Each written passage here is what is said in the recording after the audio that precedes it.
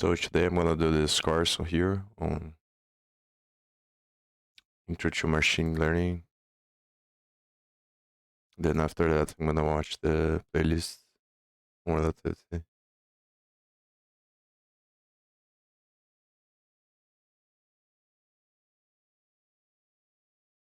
Okay, so let's start.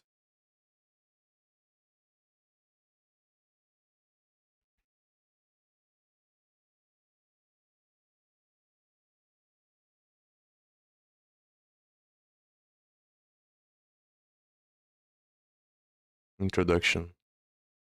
We start with an overview of how machine learning models work and how they are used. It may feel basic if you've done statistical modeling or machine learning before.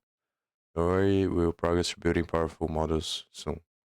This course will have you build models as you go through following scenarios.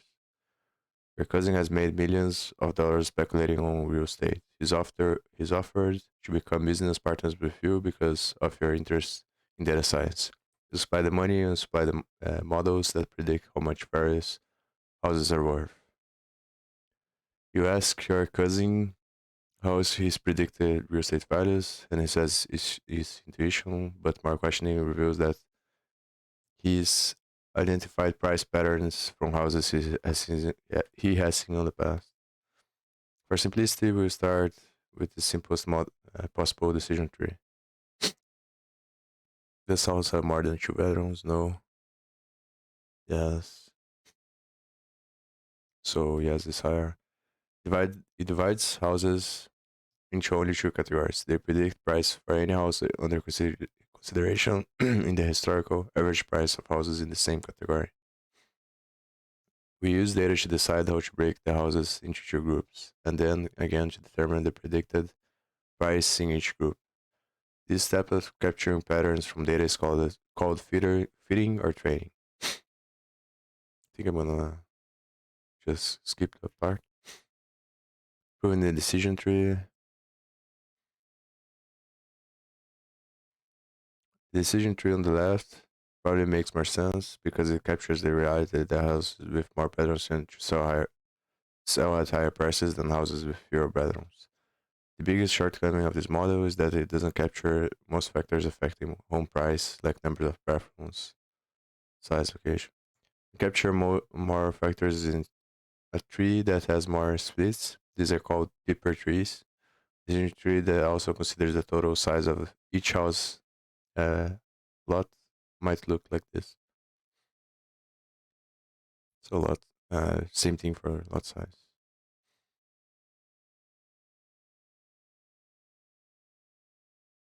This might be too basic for me still.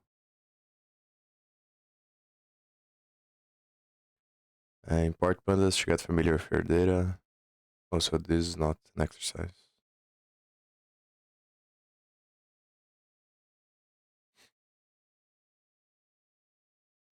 The most important part of pandas library is the data frame. The data frame holds the type of data you might think of as a table. This is similar to a sheet on an Excel or table in SQL database.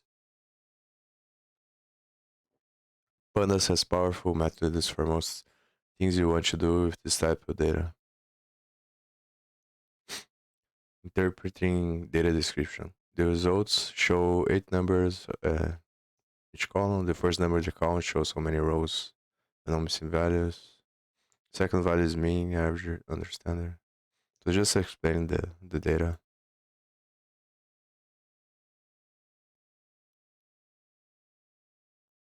This might be even easier than the previous courses.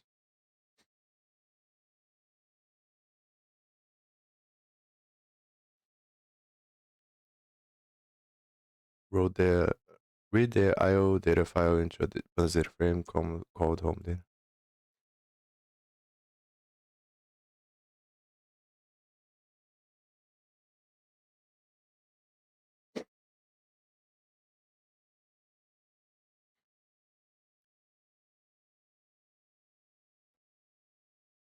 I'm also very curious about, not related to the course at all, but I saw the podcast on Joe Rogan with Tristan Harris and Daniel Schmattenberg, I think is his last name. And this is one of my main priorities since I started learning this.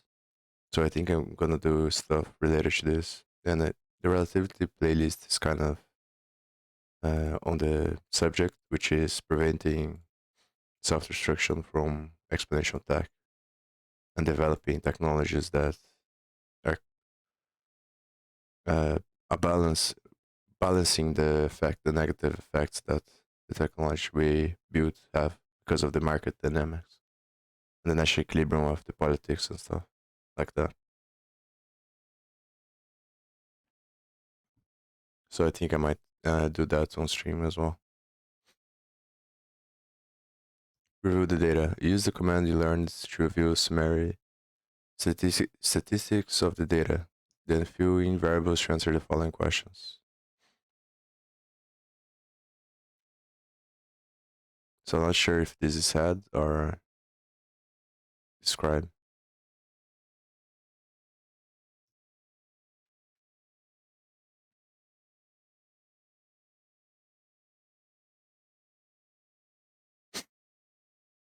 Average lot size.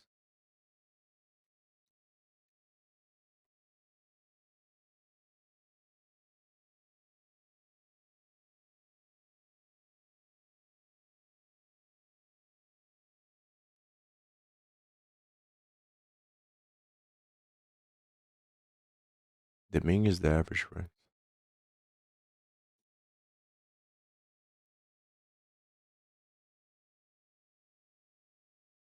I think I'm just gonna look, but I think it's this column here.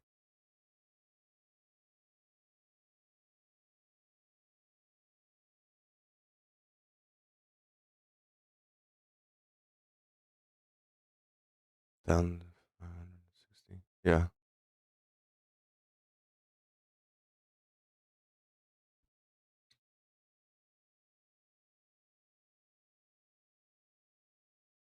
Think about your data. The newest house in your data isn't that new. A few potential explanations for this. They often built new houses where this data was collected. Data was collected a long time ago. Houses built after the data publication gonna show up. Let's save this.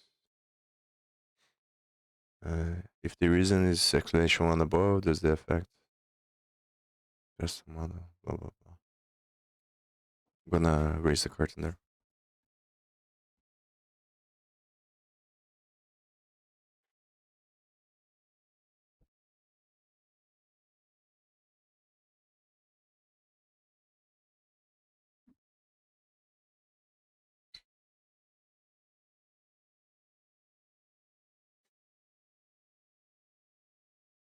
Okay.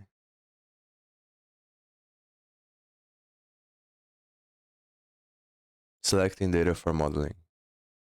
Your dataset had too many variables to wrap your head around.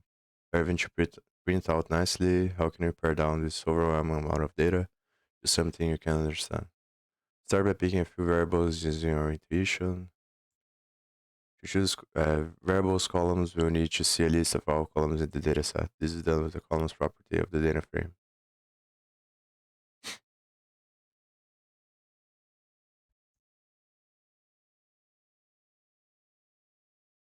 Yeah, I think this might be too basic for me, the course.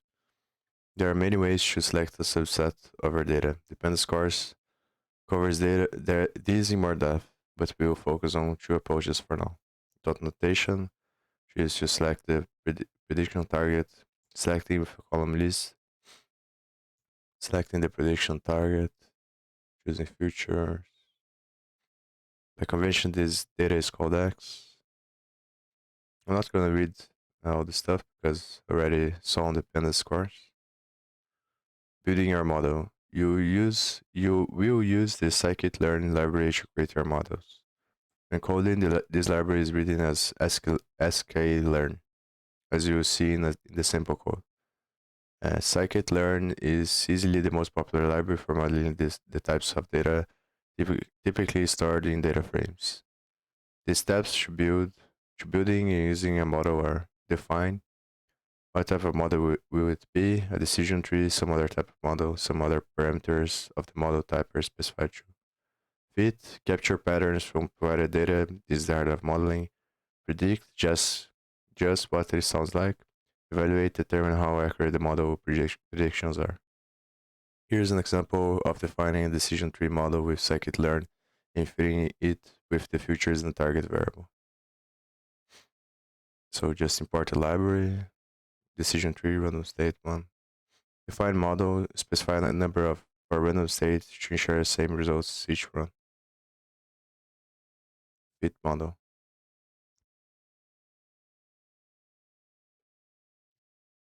Many machine learning models allow some randomness in model training. Specifying a number of for random state ensures you get the same results in each run. This is considered a good practice. You use any number and model quality won't depend meaningfully on exactly what value you choose. Now I have a fitted model that we can use to make predictions. In practice, you want to make predictions for new houses coming on the market rather than the houses we already have prices for. But we'll make predictions for the first few rows of the training data to see how the predict function works. So it's just importing the library and creating decision tree, regressor, random state, and then fitting the X and Y, which are the columns that you get here. The features you decide you collect, and Y is the column that you're comparing it to.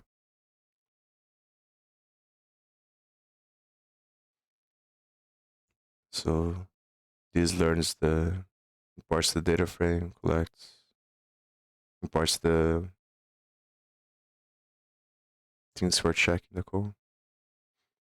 Specify prediction target. Select the target variable which corresponds to the sales price. So I equals home data, not price.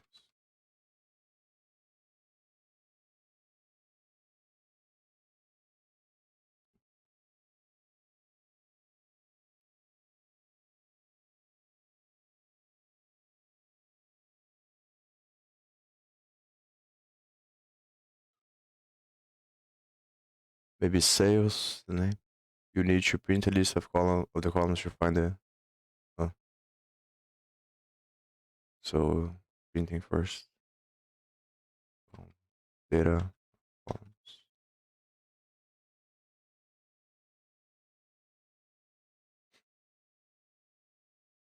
So I think this is the same data set from the house technique challenge competition. So it's gonna be sale price. Yeah, here.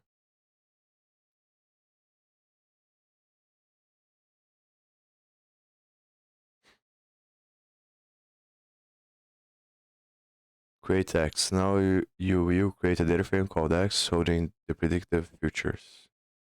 Since you want only some columns from the original data, you first create a list with the names of X. So currently these are the variables I need. You you you will use just the following columns in the list.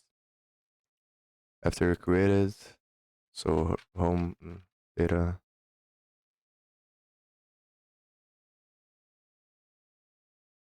Just gonna copy this.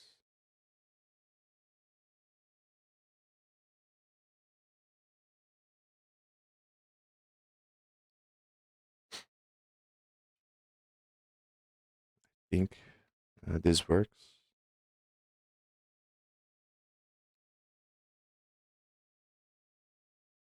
You're basically selecting the.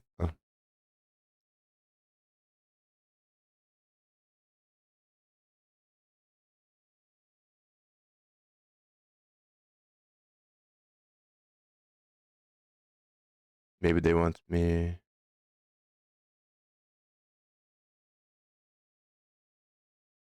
So this doesn't work.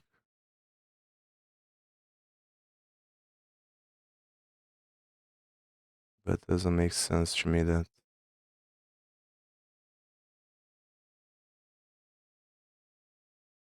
it would be like this. Hmm. It's the same thing, but they want me to do it like this. Real data before building a model. Take a quick look at X to verify it looks sensible. So, not sure if I have to do anything here. Specify and fit the model. Create a decision tree regressor and save it IO model. Ensure you've done the relevant part from Scikit-Learn to run this command.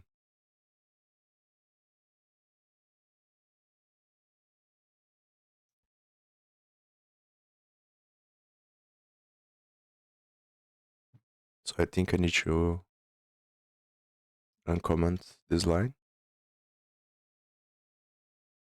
from Scikit-Learn import. What's the name of the library? Decision tree regressor. Scikit-Learn.3.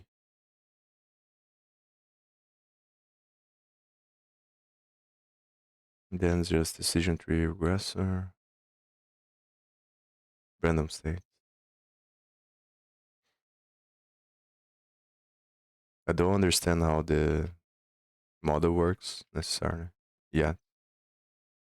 I haven't got to the part of the book that he talks about random trees and forest something.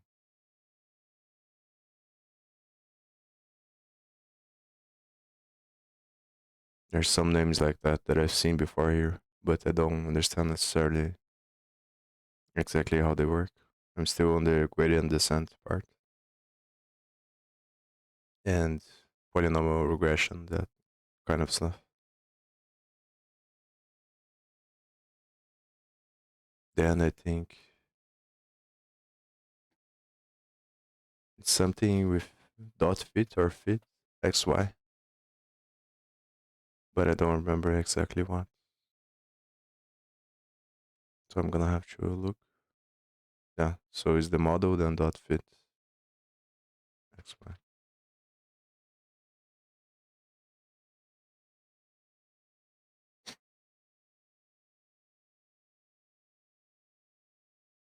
Make predictions. Make predictions with the models.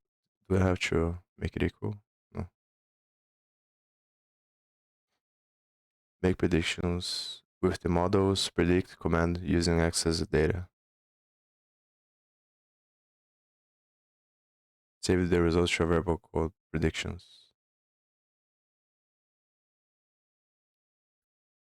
So I'm assuming is IO model.predict.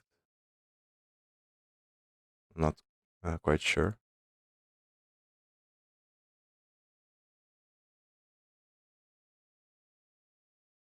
The truth value of a series is ambiguous.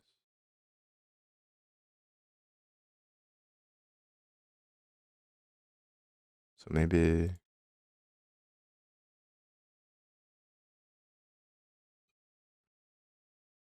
X. Yeah, so it's just X. So now let me save.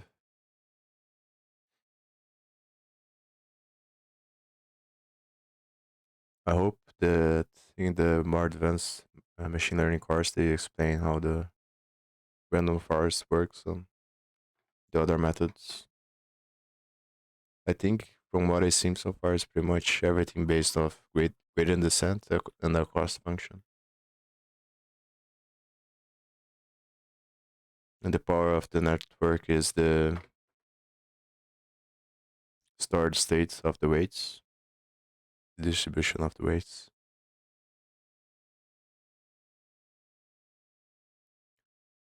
You've built a model, but how good is it?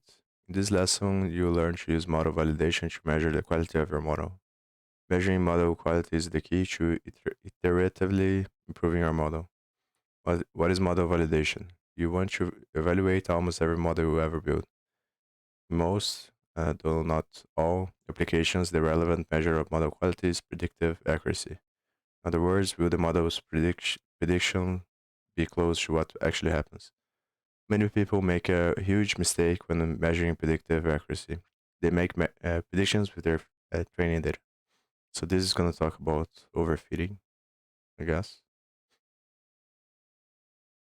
which is when your model is trained only on the data you have, which depending on the size of the data might not be an issue, because if the data is bigger than the size of the experiments or the thing you're gonna use it for, so then it doesn't matter if you overfit. It's only relevant when the new information is gonna change. It can potentially change the nature of the system a lot. There are many metrics for summarizing model quality, but we will start with one called mean absolute error. This is the distance of the result and the what you predict, which is going to be used for the cost function. And I think the normal one is what I hat minus I, and y hat minus y squared divided by 2, something like that. Once we have a model, here's how we calculate the mean absolute error. I'm not sure exactly the difference from the different the different mean absolute error functions. I know that there is a difference in the step on how quickly you get to the minimum, and there's also a difference that it talks about in the book on different training models that have different ways of approaching the minimum.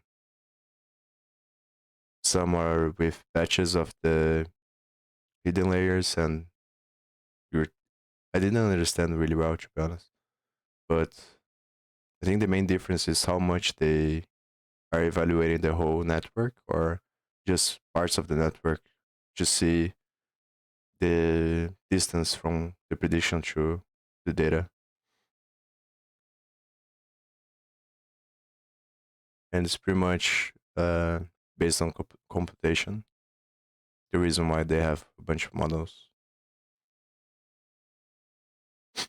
Because some are faster but lack accuracy, and some are slower but have more accuracy. And depending on the size of the parameters you have, then some of them scale poorly and some of them scale better.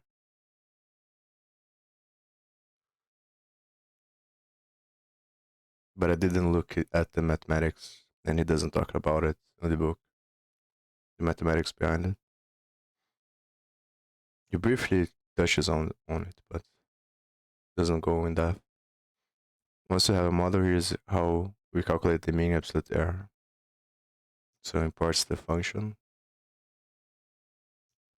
creates the predict, and attaches to the variable, and then it just calls the method y against predicted home prices. The problem with in-sample scores.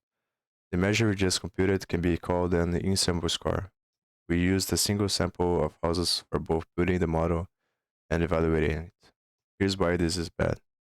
Imagine that in the large real estate market, door color is unrelated to home price. However, in the sample data you use to build the model, all homes with green doors were very expensive. So the model is going to be biased, pretty much. Coding it. The Scikit-Learn library has a function, train test split, to break up the data into two pieces. We will use some of that data as training data to fit the model, and we will use the other data as validation data to calculate mean absolute error. So we split the data into the test part and the training part. Split data into training and validation data. For both features and target, the split is based on a random number generator. Supply a numeric value to the random state argument guarantees we get the same split every time we run this script.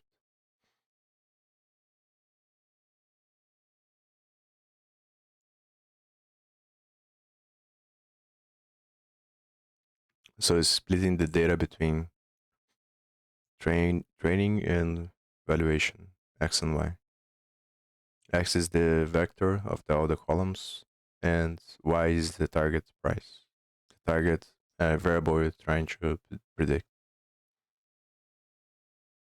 Then you define the model, decision tree, and then you feed it with the training. Get predicted prices on validation data. Then you do the mean absolute error. The mean absolute error for the in-sample data was about $500. Out of sample, it is more than $250,000. This is the difference between a model that is almost exactly right and one that is unusable for most practical purposes. As a point of reference, the average home value in the validation data is $1.1 million. So the error is new data. The error in new data is about a quarter of the average home value. There are many ways to improve this model, such as experimenting to find better features or different model types.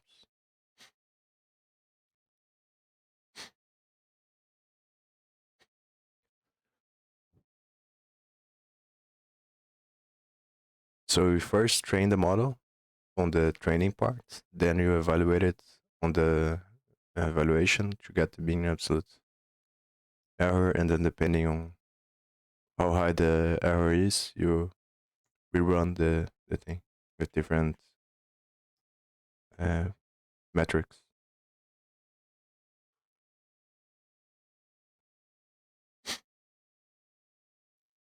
Or you do the gradient descent thing?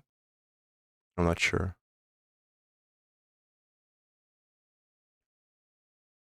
Uh, you've built a model. In this exercise, we will test how good your model is. Run the cell below to set up your coding environment. So it's just importing the libraries, creating the thing I did on the last tutorial, the last exercises. Y is the sale price, future columns is the vector. Then it creates the model, fits the model to the training and the target. Yeah, so that's as far as it goes here, I think. Split your data. Use the train test split function to split your data. So it's just like it says there, I think. I know when you random state. I think that's how it's written. And then I don't remember what you put here. Random state one. Then X and Y, I think. Maybe it's test X and test Y. Something like that. No, it's just X and Y.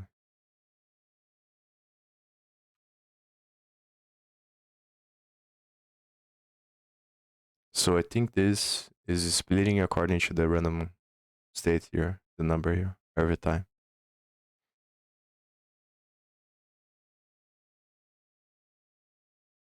I didn't import.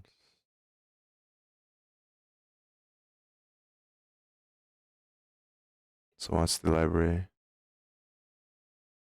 Scikit-Learn model selection. Part. Test. Split.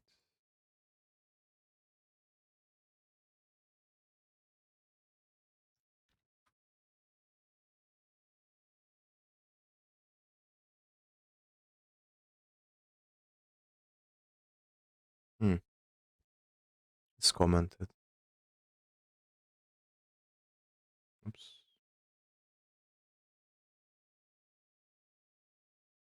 Yeah, now it's correct. Specify and fit the model.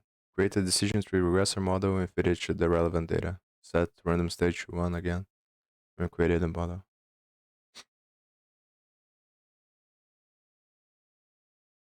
So create the model, decision tree.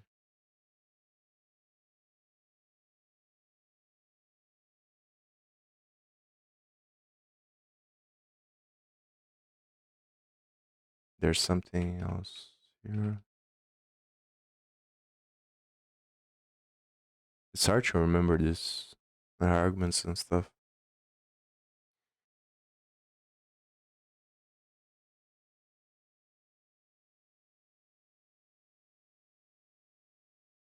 With the training data.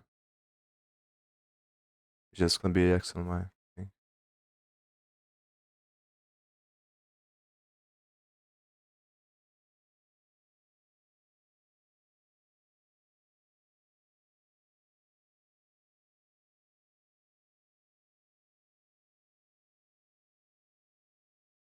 Also here it doesn't, well, it doesn't specify anything, but and here's train X and train.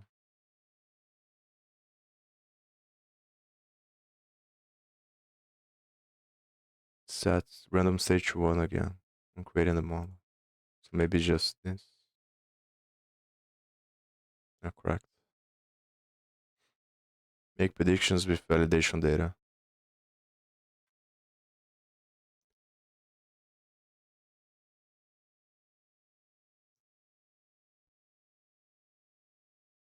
The thing is, it's easier to understand, but it's hard to remember exactly what to do. So now I have the model, I fit it to the training data.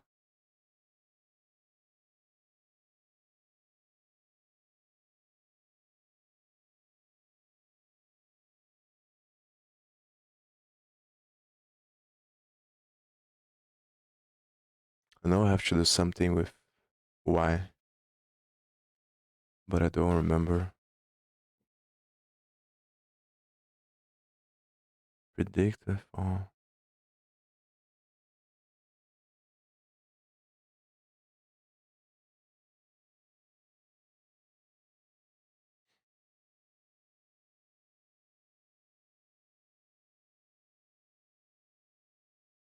Maybe it's Y, well, something like that. Val Y.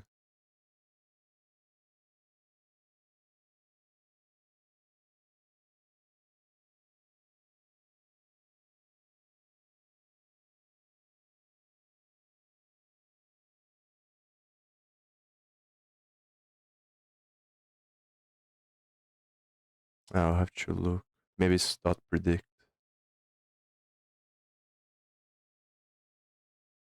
No. Shaper data. So maybe it's X.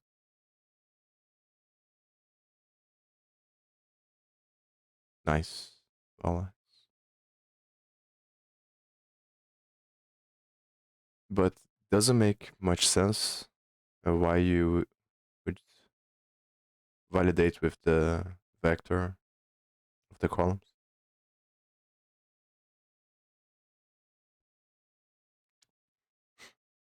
At least I don't think I understand the logic really well. Creates the model, then feeds through the training data, then you use it to. Maybe this is saying predict Y using val X.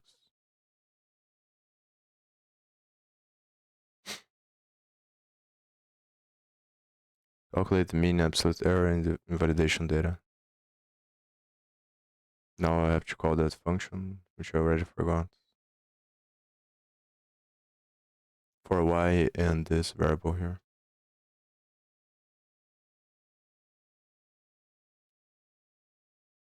Maybe it's just like it's saying there.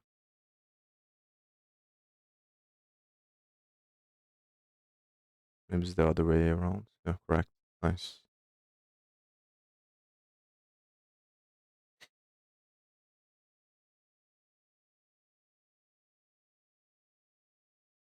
So first to fit the model to the training data, then you use the X axis to make a prediction on the validation data. Yeah, that's how it works. So when you call this function, this is gonna be equal to Y to the prediction of the model using the validation X. So this is why validation, and then it's gonna compare what it was supposed to be with what you got, and that's gonna be the error.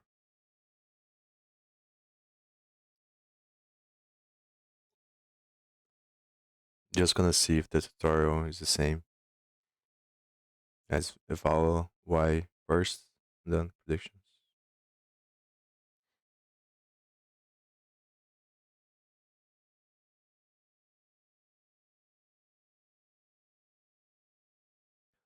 At the end of this step, you understand the concepts of underfitting and overfitting, experimenting with different models. So I think I already know this. Underfitting is when your model doesn't accurately make predictions based on the data you gave. And overfitting is when it's very accurate for the data you gave, but any other data points are gonna be way less accurate because your model is only modeling the data set you train it on.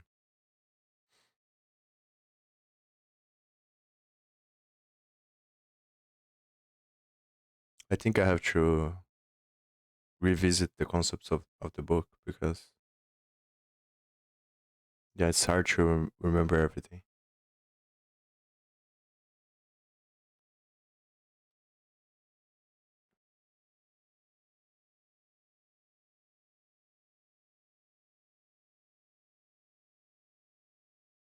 Yeah, so let me see. I have marked some pages here.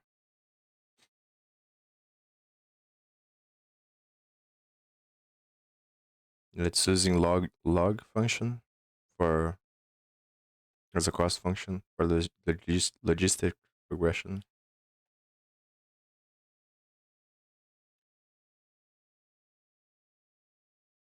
There's something else here.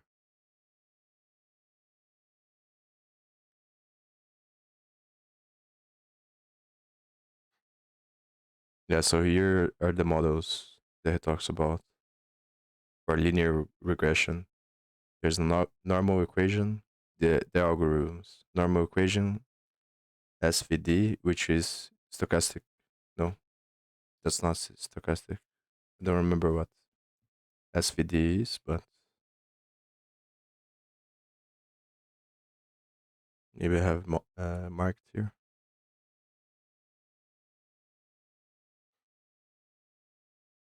He also talks about cross validation,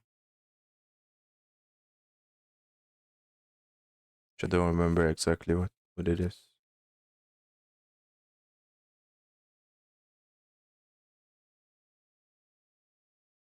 So yeah, it's basically SVD, batch gradient descent, stochastic gradient descent, and mini batch gradient descent.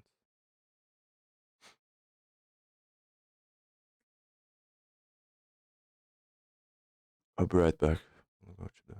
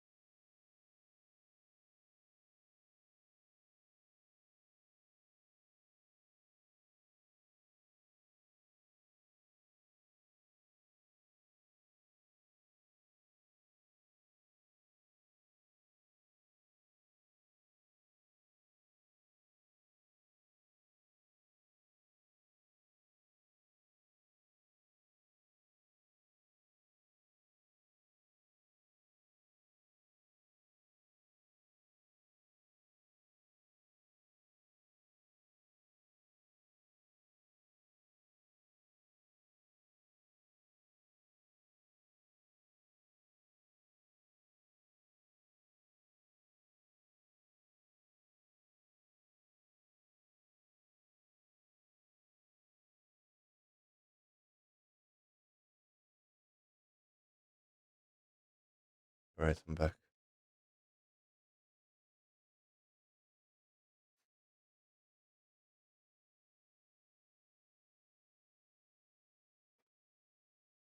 There are a few alternatives for controlling the tree depth. Many allow for some routes through the tree to have greater depth than other routes. But the max leaf nodes argument provides a very sensible way to control overfitting versus underfitting. The more leaves we allow the model to make, the more we move from the underfitting area in the above graph to the overfitting area. You can use a utility function to help compare uh, mean, mean, mean absolute error scores from different values for max leaf nodes. So let's create a function, decision regressor. Uh, so the max leaf node is going to be equal to the first argument, random state equals 0, then it fits the training data, predicts the value, and calculates the y, the error. The data is loaded into a training value and using the code you've already seen and which we've already written. We use a for loop to compare the accuracy of models, but with different values for max leaf nodes.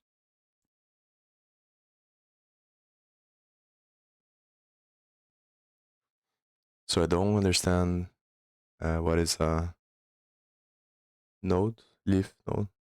Oh, it's probably this, but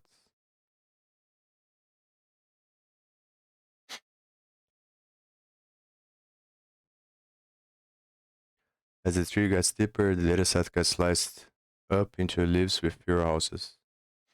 So it's pretty much how many features of the dataset you are choosing, the size of the leaf. As the parameters of the model.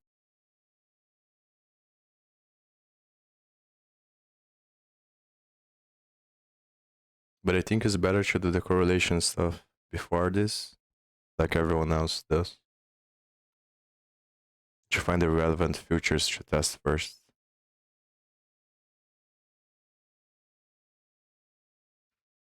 Overfitting, capturing spurious patterns that won't occur. Future finish kept relevant patterns.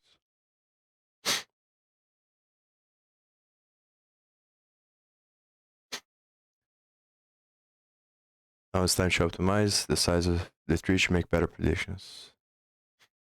So this is just loading everything that we've done in the past.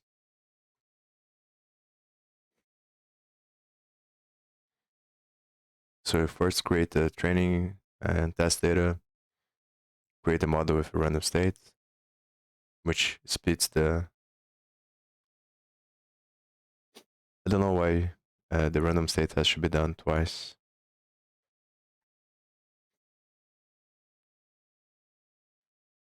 Fit the model, then we make predictions, calculate the error. Yeah. You could write the function get MA yourself. For now, we'll supply it. This is the same function you read about it the previous class. Let's run the sub below.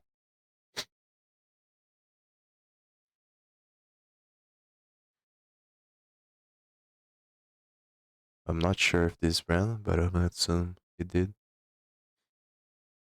Compare different tree sizes. While loop that tries the following values for max leaf nodes.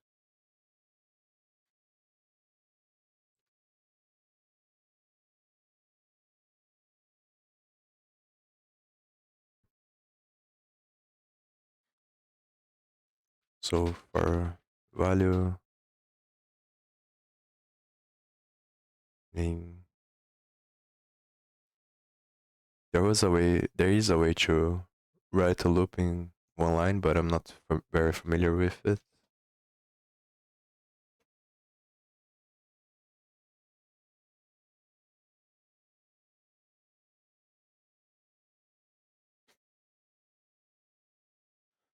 Let me look it up.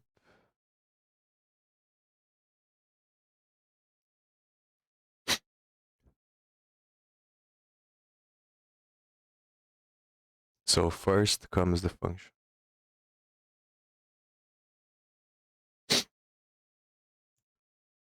So the function is get ma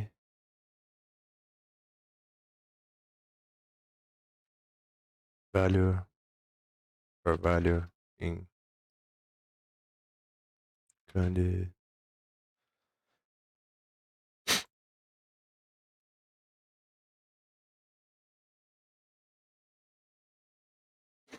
Yeah, I think that's how you do it.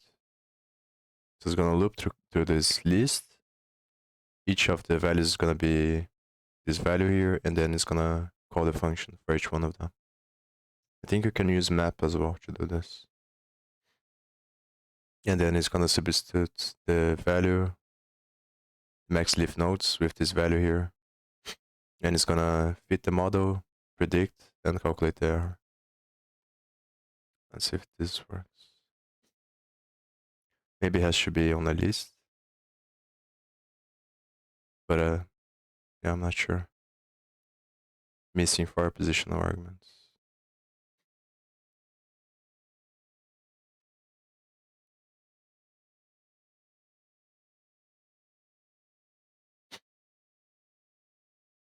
So it works, but I got the incorrect value. So I'm gonna look at the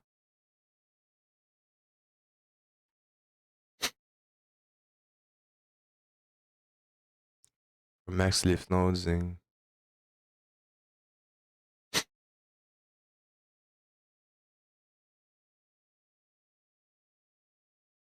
so maybe it's the way that I'm writing the loop that is off.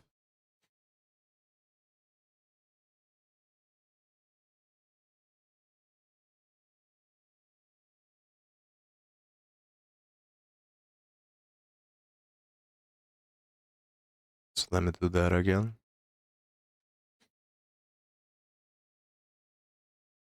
Maybe because this is giving me a list instead.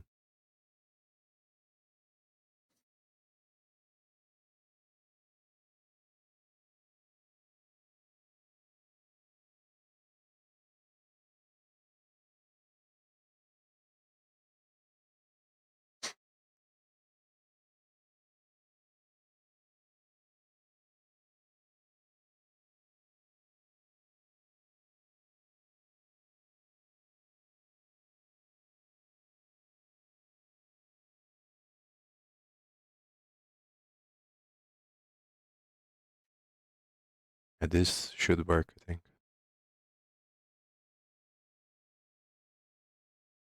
Oh, here is max leaf nodes.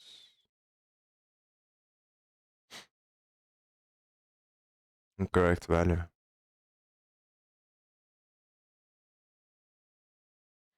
Let me see the hints. You call get them in the loop. You need to map the names of our data structure to the names in get. So maybe we need to pass the x and y values.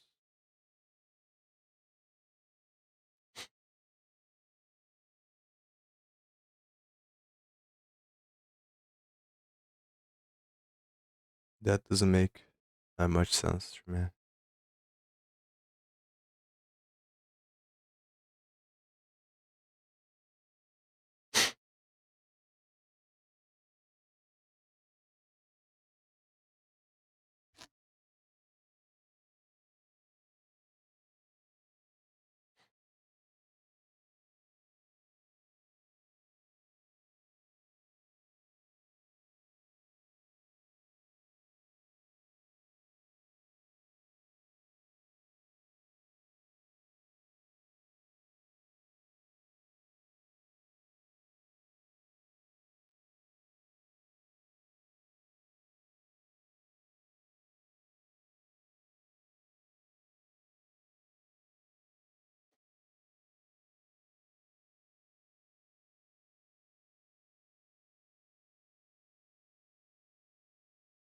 I'm gonna try the other way around.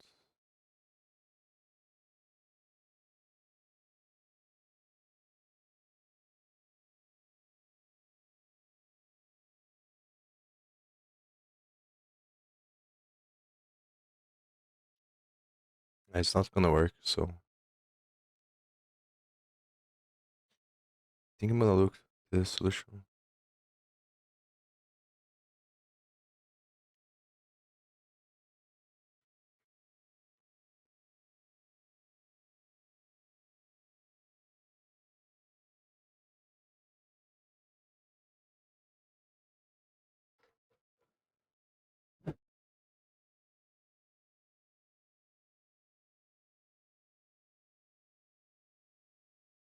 I'm just gonna look at the solution.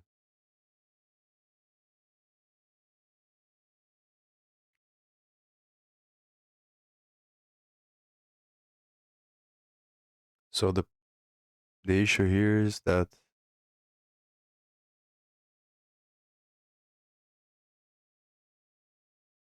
yeah, I don't understand this.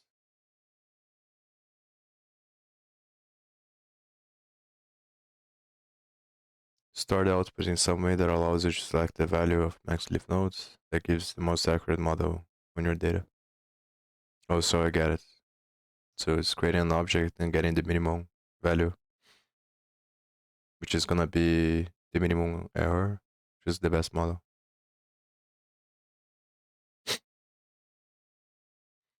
So I guess the loop was right the first time that I did it, but I didn't do this min score because I thought they wanted me to print like it is on the tutorial.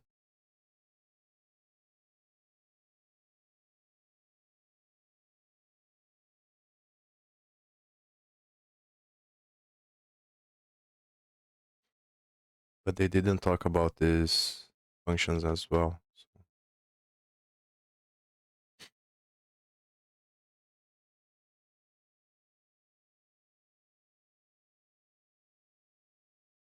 I don't know what key scores dot get is.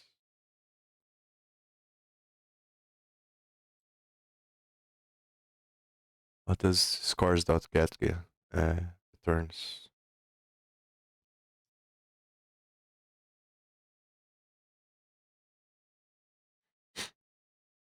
I know. I think this loop is gonna give me all the values in a object of the mean absolute error, but I'm not sure what scores dot get returns.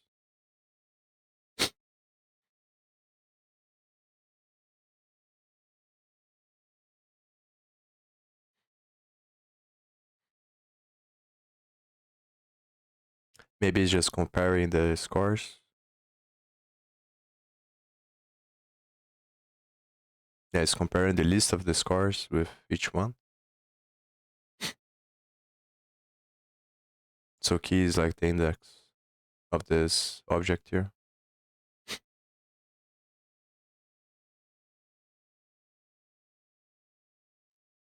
But I'm not really sure.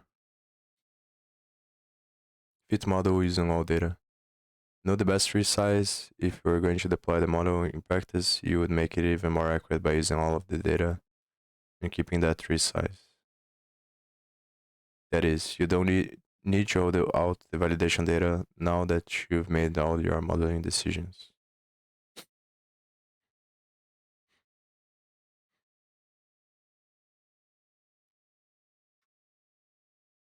So I guess this is gonna be equal to best tree size instead of random state.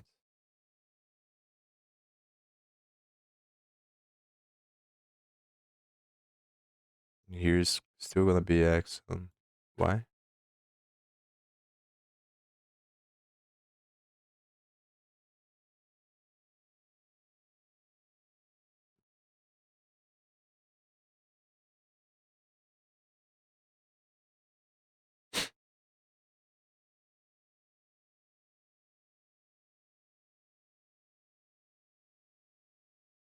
From version passing tree as position. Pressing this positional arguments will result in an error. So maybe it's x train x, and train y.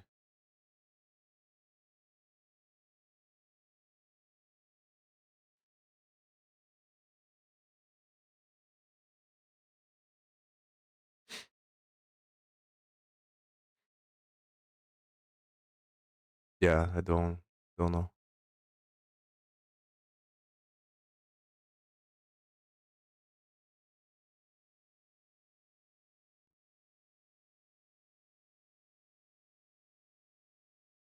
I don't think the issue is here, because otherwise it would be pointless to do this.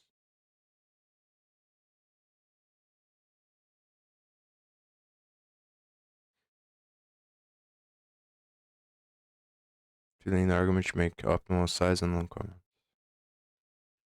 Fit the final model and uncomment the next two lines. So maybe this is just the validation.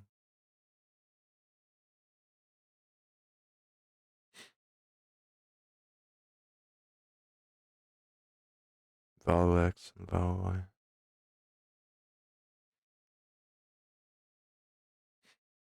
Doesn't make sense to me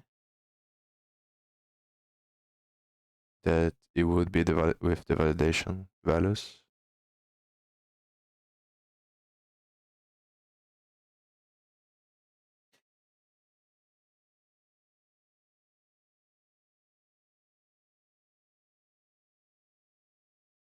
Fit the fit with the ideal value of max leaf nodes. Use all of the data in the data set. So maybe just X and Y. I think I've tried this before.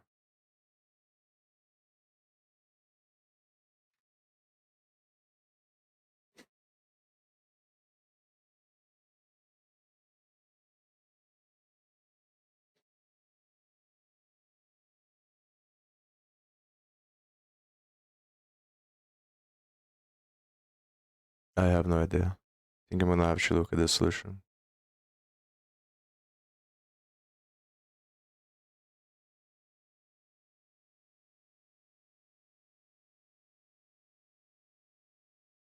The whole data is supposed to be X and Y.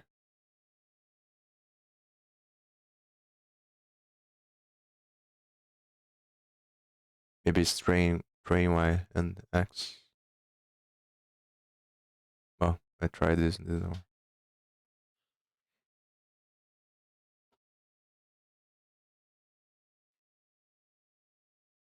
And try val Y.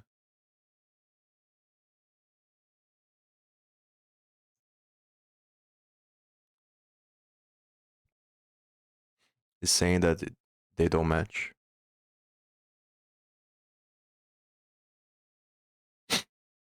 I'm not sure. Look at the solution.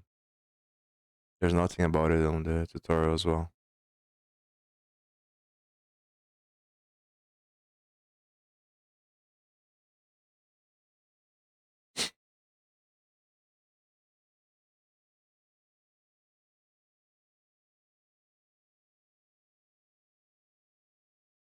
Yeah, I don't know.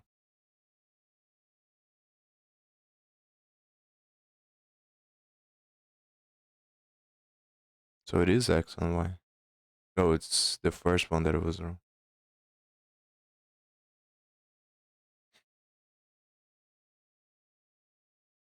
Max leaf nodes.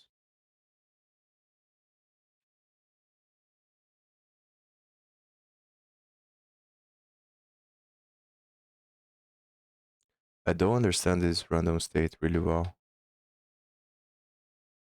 Because if you're giving the size of the leaves, why do random state?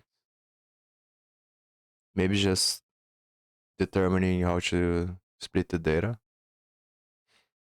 but you're using the whole data to fit. So don't understand why you need this.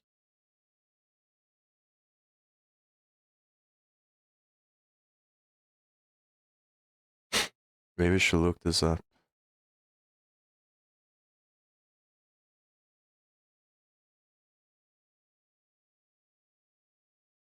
Decision tree regressor.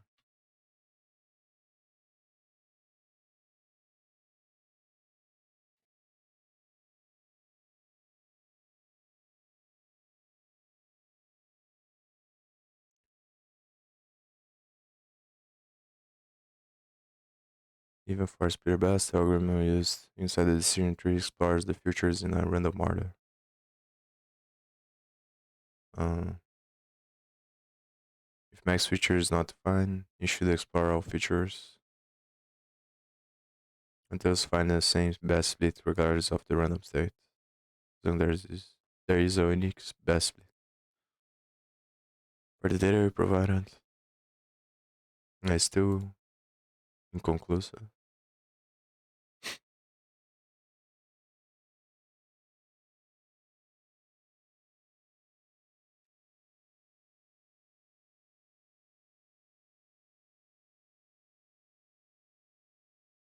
If int random state is the seed used by random number generator, random state instance, random state is the random. Doesn't explain. Shows that the split test generates a replaceable. Random permutation should generate the split.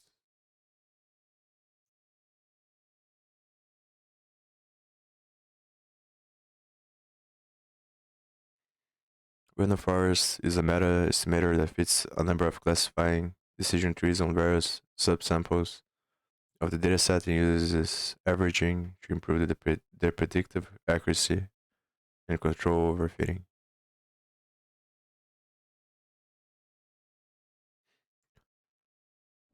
Random data. No, you should not. Hyperparameters are variables which control some high-level aspect of an algorithm's behavior.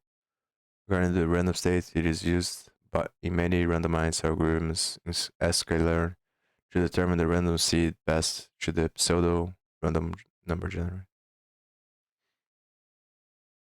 So I've kind of get it, but not really.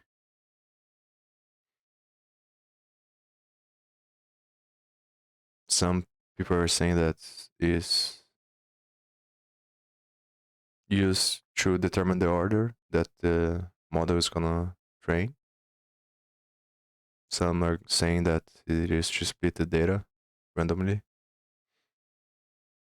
It should have the same split every time. And maybe it's both of those things, depending on where you're specifying.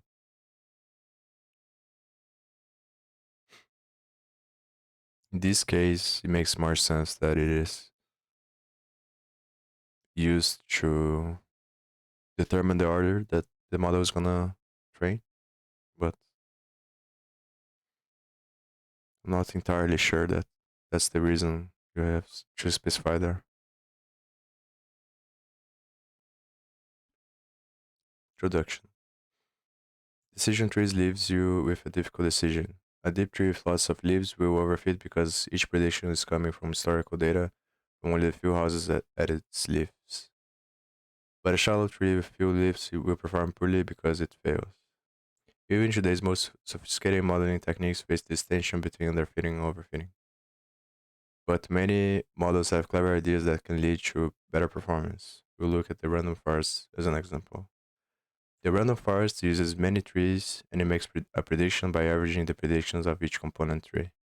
It generally has much better predictive accuracy than a single decision tree and it works well with default parameters. If you keep modeling, you can learn more models with even better performance, but many of those are sensitive to getting the right parameters. You've already seen the code to lead the data a few times. At the end of the data loading, you have the following variables. Build a random forest model similarly to how we build a decision tree in Scikit-Learn, this time using the random forest regressor class instead of decision tree regressor.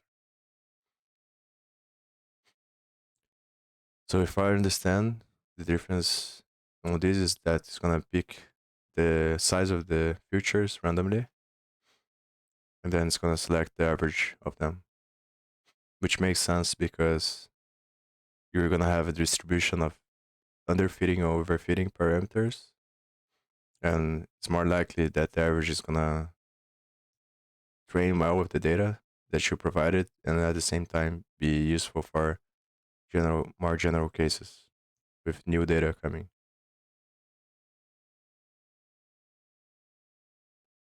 Because I think the whole idea, the central idea of deep learning is to build models that generate functions based on the randomness of the universe. And that's what these functions are doing and gradient descent is doing. But because it might be completely random, then there is no function to these things. But they, at the same time, they have some predictive behavior to them, because otherwise the universe would be completely random. So it's like a constant loop of trying to fit the randomness into patterns of functions. And that's how the models train. Which makes a lot of sense. But yeah. So it's pretty much the same thing.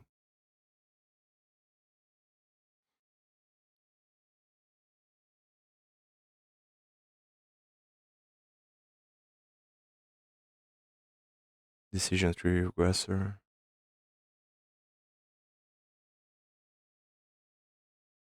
So here is doing the same thing that we did on the other tutorials.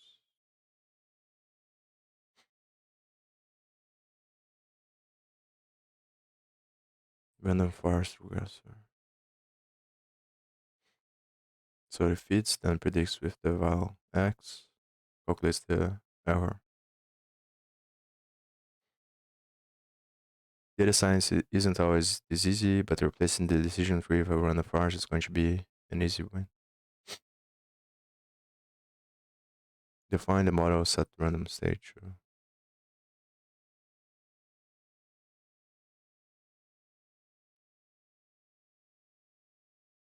And the other argument is max leaf nodes, but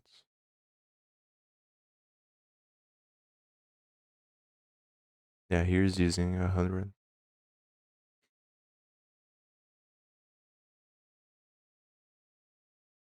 I'm not sure if I should use it here. So, fit your model.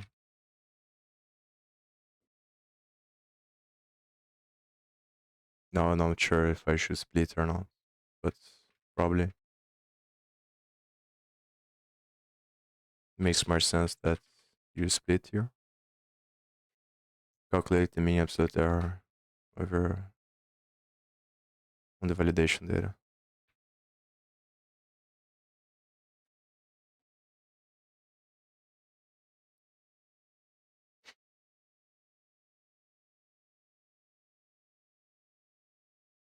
So this, I think, is the val x thing.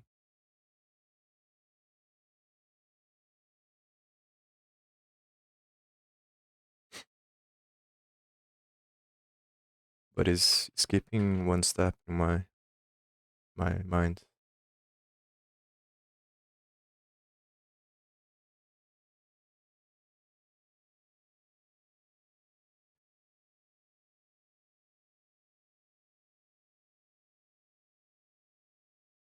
So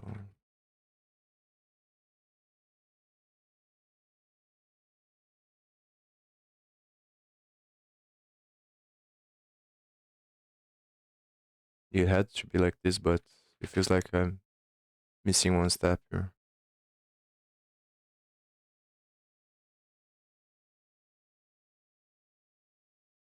Expected sequence or array like got class.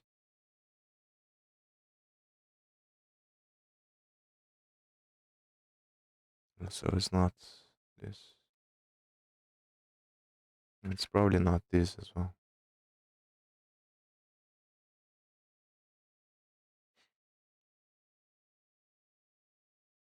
So create small. Yeah, this is step that I'm missing here.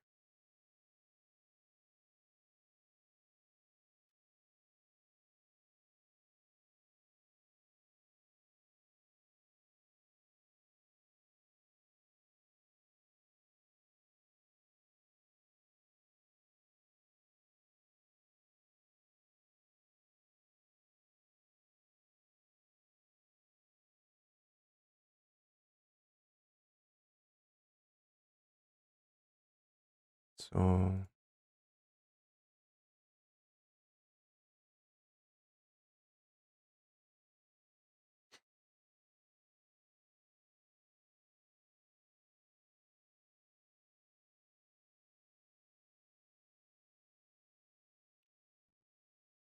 So the size of the data is not right here.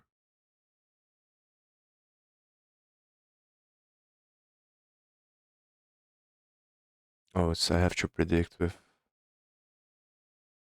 Yeah, it's always confusing for me, the predict part, because it feels more natural that it would predict using the result, not. But it makes sense because it's training with the futures and returning a result. So yeah, that was correct. So I have to remember this. When you predict with the futures, which are the columns you're choosing to train the model. And only on the when you calculate the error, you use that prediction to compare with the value of y, with the validation y of the data set.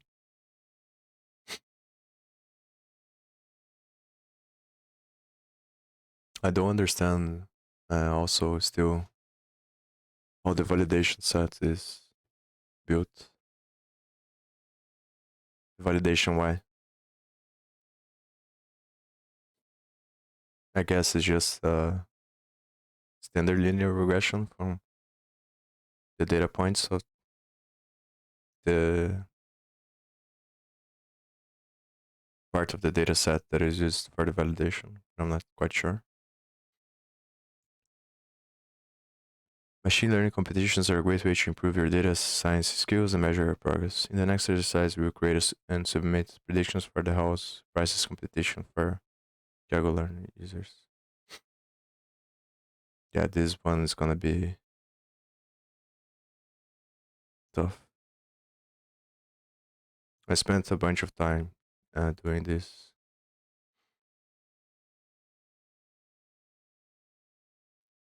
I guess the prediction part's not that hard. The hard part is cleaning the data and finding the right futures. Based on this tutorial, I don't think they expect a very good prediction because they didn't mention turning categorical values into numerical ones and finding the correlations, which I found to be the hardest part when I was trying to do this.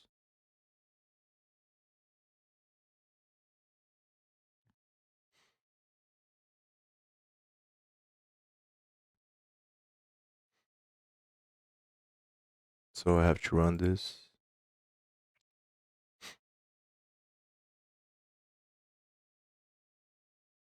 Train a model for the competition. Code cell above trace and random forest model and train X and train Y. Use the code cell below to build a random forest model and train it on all of X and Y.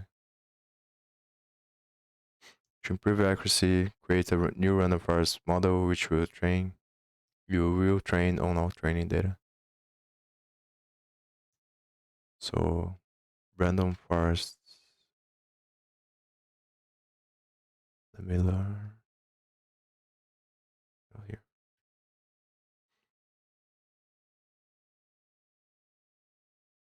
I don't think that I need to specify the number of leaves.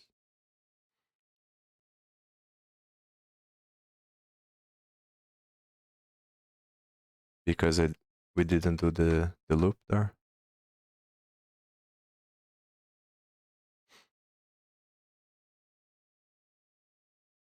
Now read the file of test data and apply our model to make predictions.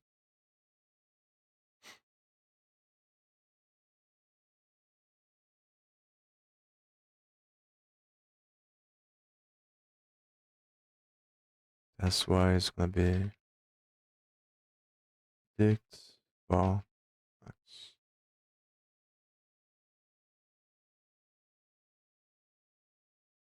Now create a test x, which comes from test data, but includes only the columns used for the prediction.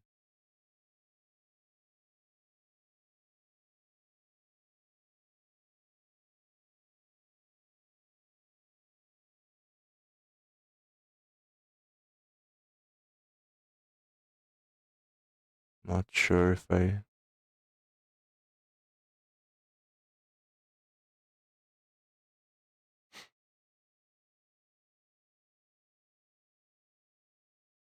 understand this. Create test text, which comes from the test data,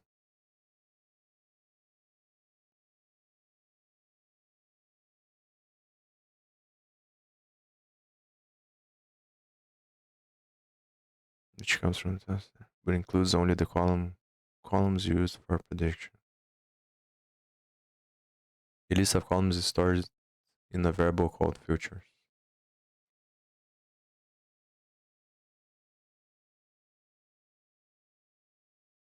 So should I fit again?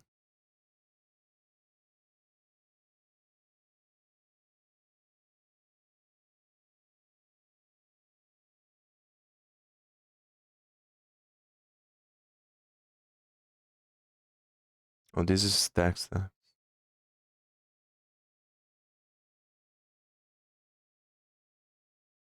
Now I'm confused.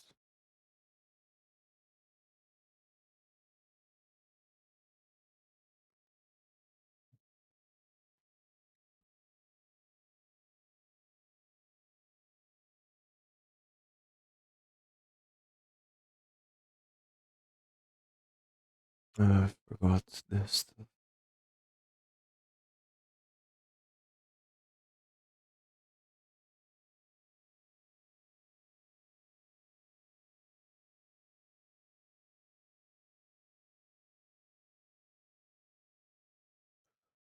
Comes from the test data, but includes only the columns.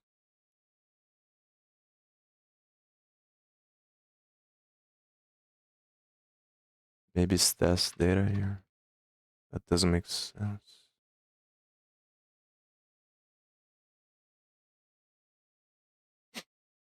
It's futures, not future.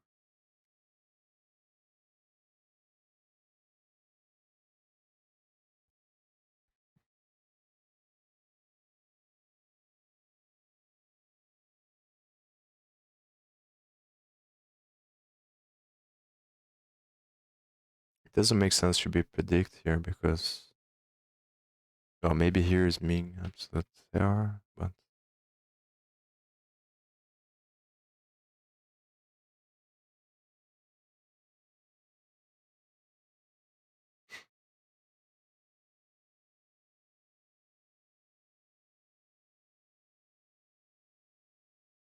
I don't think this makes sense based on what they're asking.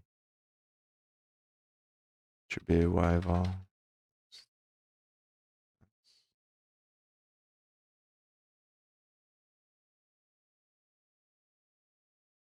It's probably wrong.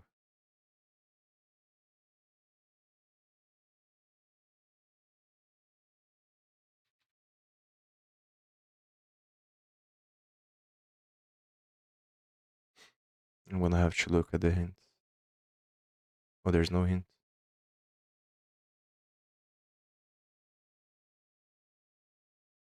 I don't understand at all this.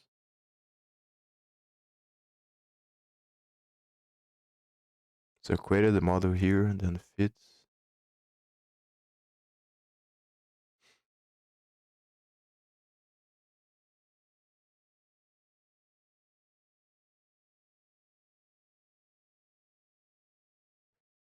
Text X, which comes from test data, but includes only. Oh, so maybe test X is just test data dot columns.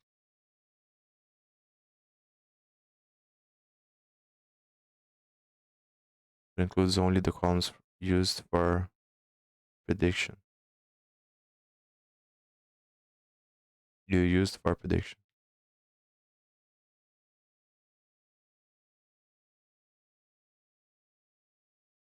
which is X. No, it's futures.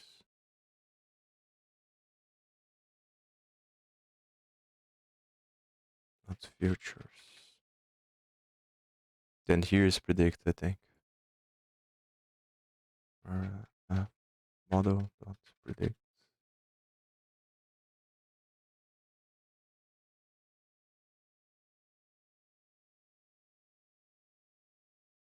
Maybe that's what they ask. There's no attribute features.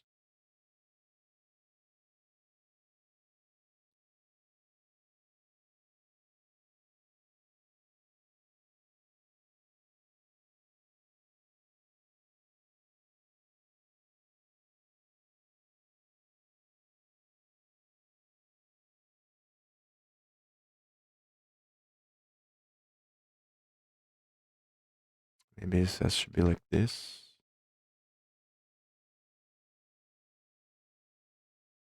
Y val is not defined, so it's probably just Y here.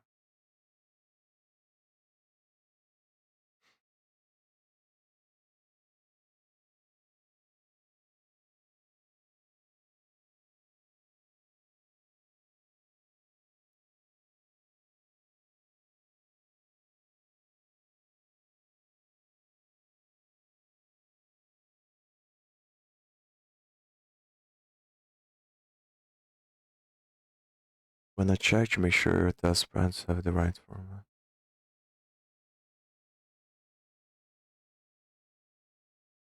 When you've updated the starter code check.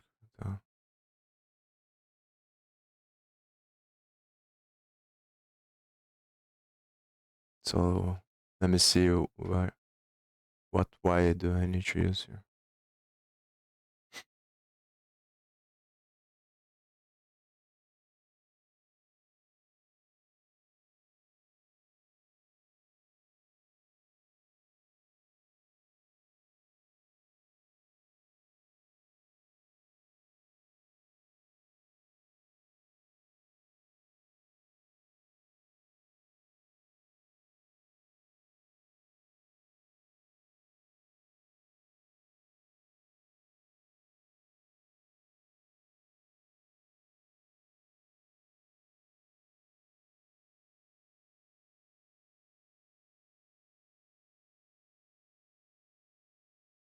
Maybe just val Y.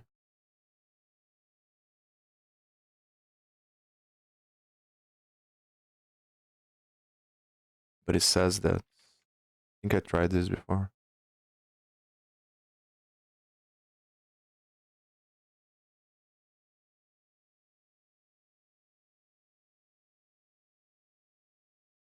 Expected should the array got one the array instead.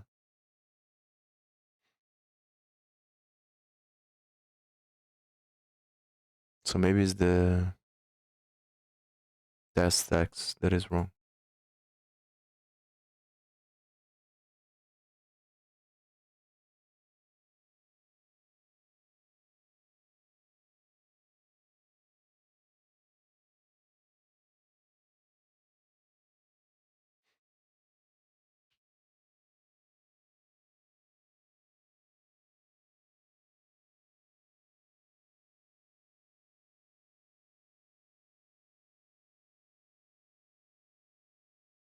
Maybe it's maybe it's test text here.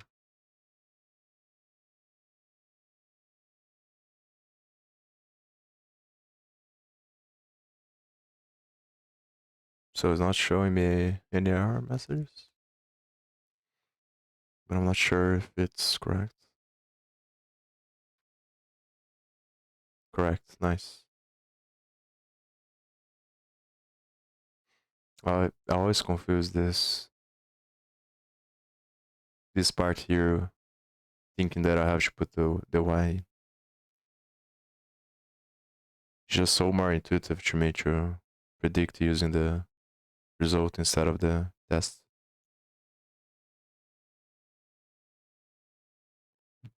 Choose the Y instead of the test.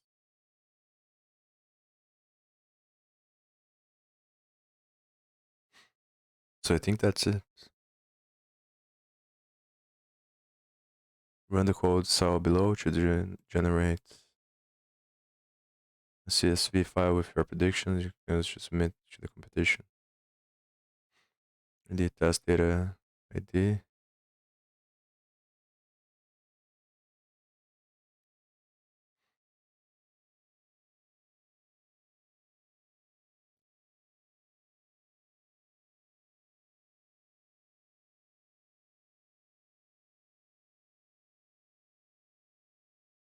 So this creates a data frame with the predictions.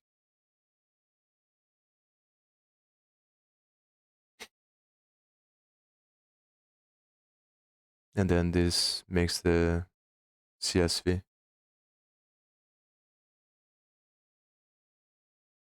after the data frame is created. That's the results. You need to join the competition if you haven't already. So open your window by clicking this link.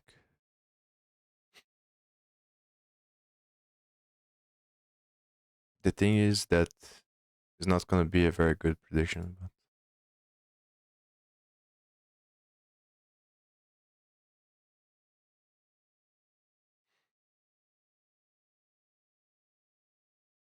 next follow the instructions below. Begin by clicking on the save version button in the top right corner of the window, which I did. I'm gonna do it again.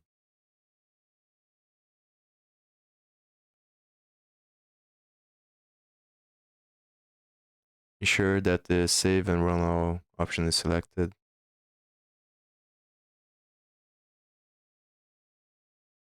I don't know where.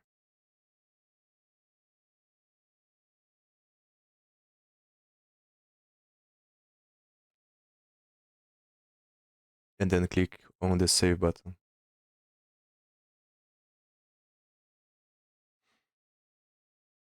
This generates a window in the bottom left corner of the notebook. After it has finished running, click on the number of to the right of the save version button.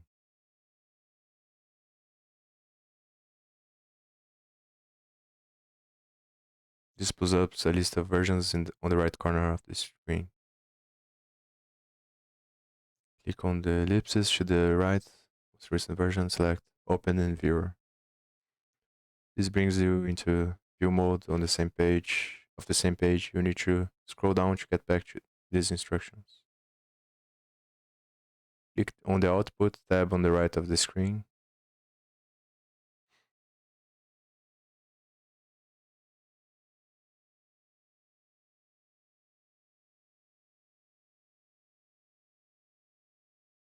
So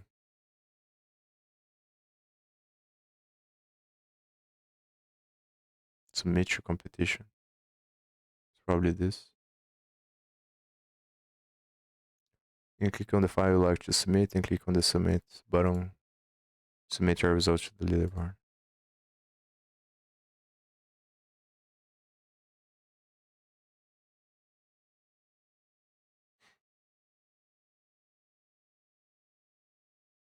Your entry has been submitted. It could take a while before your submission is scored. I think that's it.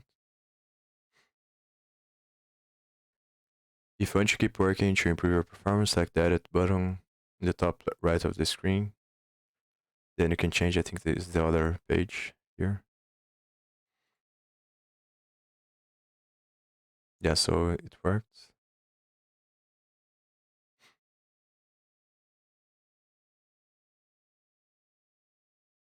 The score is probably terrible, but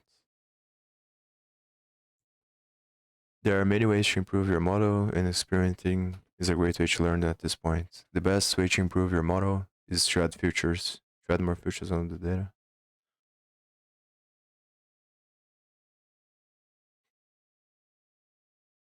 What's next? As mentioned above, some of the features will throw an error if you try to use them to train your model.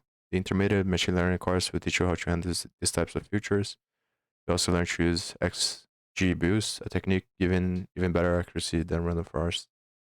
Then this course will give you data manipulation skills. You're also ready for the deep learning course, where you build models with better than human level performance as computer vision tests. Nice. So, yeah.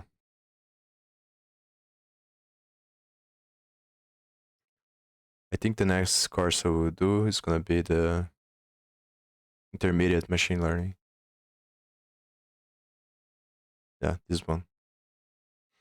I'm gonna take a break for now, and when I come back, I'm gonna start watching this playlist here. So see you.